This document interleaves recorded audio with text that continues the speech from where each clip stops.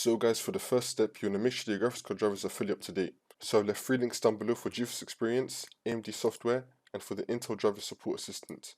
If you have an NVIDIA graphics card, you want to get GeForce Experience. If you have an AMD graphics card, you want to get the AMD software. And if you have an Intel graphics card, you want to download the Intel software. So for me, I have an NVIDIA graphics card, and I downloaded GeForce Experience. So now, once you're on your software, you want to head over to the Drivers tab, and then click on Check for Updates. And if you have any updates, then you just want to download it. Make sure that your graphics card drivers are fully up to date. Another thing you can also try is heading over to search and type in Device Manager. Click on it. Now once you're on this, we're going to expand display adapters, and then you want to find your graphics card. You want to right click on it, and then click on Update Driver, and then click on Search automatically for drivers. Make sure that the best drivers for your device have been installed. Now for the next step, we're going to head over to search again and type in Check for Updates. Click on it. Now once you're on this, we're going to click on Check for Updates and do all the updates that our computer may have. Now for the next method, we're going to head over to search again and type in Edit Power Plan. Click on it. Now once you're on this, we're going to click on Change Advanced Power Settings, and then this box will appear. Then we're going to expand PCI Express. Then we're going to expand Link State Power Management.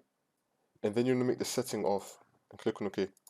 Now for the next method, you want to head over to search again and type in Task Manager. Click on it. Now once you're on this, you want to find Windows Explorer. You might need to scroll down to find it. But once you find Windows Explorer, you want to click on it and then click on Restart Task. One of these methods should have fixed your problem by now, but if not, it could be wrong with one of the cables that you're using to connect to your monitor. You might need to replace it, or your monitor is probably broken.